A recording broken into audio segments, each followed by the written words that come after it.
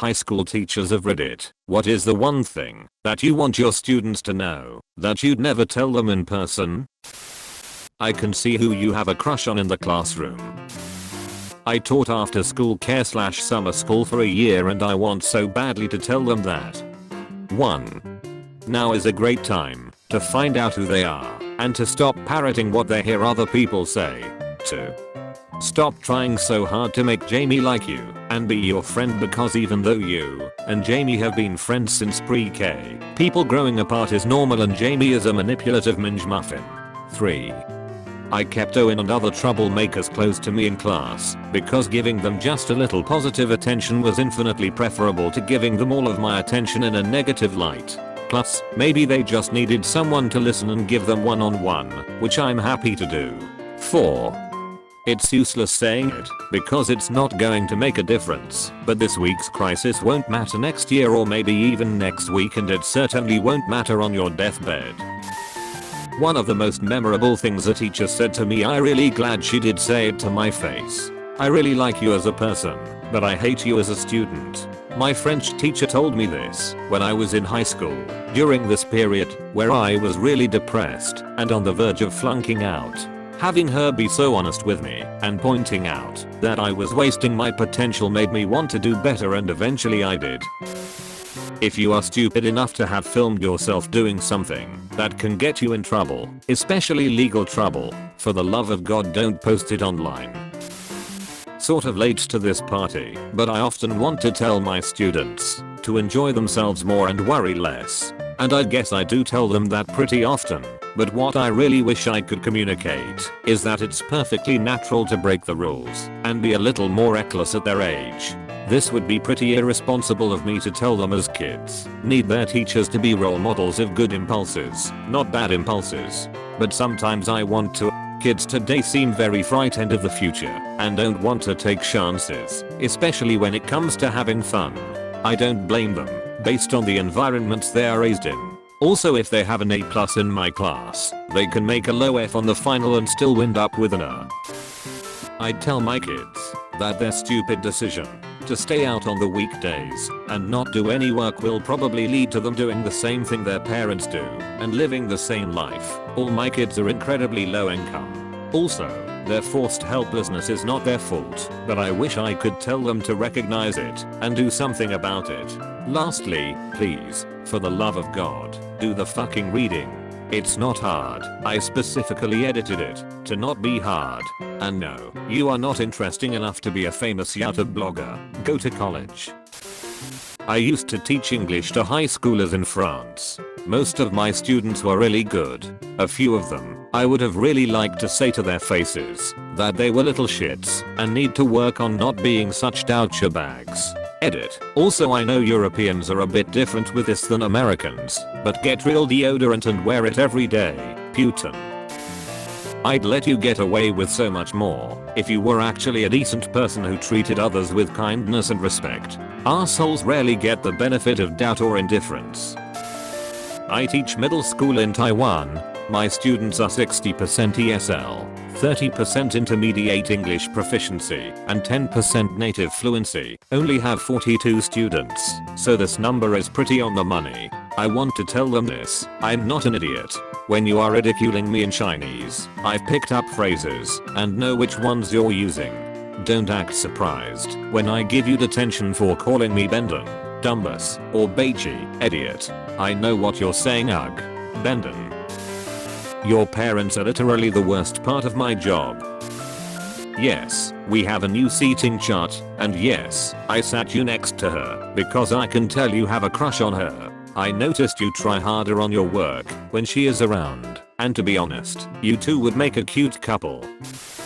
I pretend to like you, and I pretend to care about your fads and interests, but I'll mostly never going to see you again when you leave. Keeping a healthy detachment at all times is important to maintaining mental health. I don't care if you get high. Either take some edibles so we don't smell it, and don't do it when you're in the actual building, and don't do too much so it's obvious due to how incompetent you're acting. I get it, you have anxiety. I wish you had a better coping mechanism instead of weed, but I'm glad you're doing something, rather than avoiding school, etc. Just please don't give me a reason to send you to the nurse and or dean. Learn some practical skills. We all have to at some point. You're not going to be YouTube famous, sit the fuck down and listen.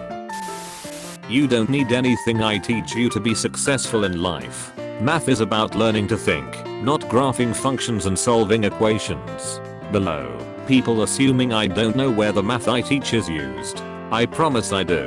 The point I'm making is that we don't care if the general population can solve polynomial equations. We care that they learn to think. You're right, you won't have to know most of this stuff as you grow up, but most of you will have to sit in a room with a bunch of peers and listen to someone drone on, then do what they tell you if you want to make a living. If you can't sit through it now, you're going to have a much harder time as an adult. Stop wearing your furry tail. Everyone is uncomfortable. I'm not saying I liked fights in my classroom. I'm just saying I might have taken a little longer to react when the jerk student / bully was finally getting what was long overdue. Also, thank you to my students who would have my back when they'd kindly remind the class that I exist. Hey, yeah, you'll motherfuckers shut the fuck up. Mr. is Trinitich. I had to look a little disappointed, but I appreciate you, and I thank you for being my voice. Trying hard is necessary, but not sufficient for most accomplishments. Intelligence is necessary, but not sufficient for most accomplishments.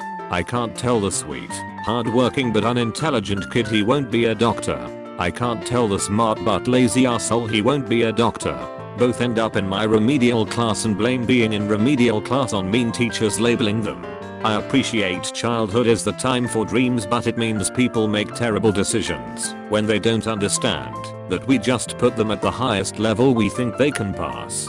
We don't know why they are years behind their peers, just that they are. I try to see potential and inspire kids to try their best, I really do. But there's not a lot I can do if someone is dedicated to hiding their low intelligence by trying to appear as a lazy asshole instead, or trying to hide their higher intelligence by pretending to be unintelligent to get easier work. You can be unsuccessful at school, but successful in life. I pretend that it is important for you to do well in my subject, but in reality you'll most probably find your niche in life and be reasonably content or hopefully extremely happy. You might hate maths, English, science, but turn out to be the most amazing parent, artist, carpenter, or even a mathematician, playwright, or researcher. You might get the lowest scores in class and end up being the most successful of your peers. I feign annoyance, anger, disappointment. I reluctantly phone your parents, give you detentions, or write up critical reports. I have to. It's my job. If you do well in my subject then that's great, but if you don't then just relax. We can't all be good at everything. Oh, and do you think you hate exams, tests, and homework? Your mild dislike of the work is a mere candle flame compared to the hatred that burns like a million suns that I feel when I have to fucking mark it. If you're nice to me and aren't disruptive, I'll always work the numbers in your favor when it comes time to post grades. Not a teacher, but an evening janitor. Part of my area is where the robotics club gathers and works. You guys are so amazing. I wish you could see what I see. A group of kids who are well mixed in ethnicity and gender working hard together. I never see signs of drama when I walk by. When I look through the windows I can see that you guys are listening to each other and treating each other seriously while also having fun. When you guys leave at night, your room is my favorite room to clean. It's always so clean already, and I get to look at your projects and see what all that elbow grease is doing. It's so encouraging to know that these kids are part of our future. They stay an average of 2 hours after school every day and you can tell it's not forced. They are so enthusiastic that their energy practically shines into the hallway. I celebrate every time a new award is added to the trophy cabinet in the hall. I would honestly tell my little kindergartners that life is tough. I love you. Many of you can't count on your parents at all. You're poor and have to work harder. I need you to understand how important your education is for having a better life. But I'm a male teacher in early childhood. Distance is very important and can't afford to have a parent go all mama bear on me. So I just do my best to make them feel valued in my class.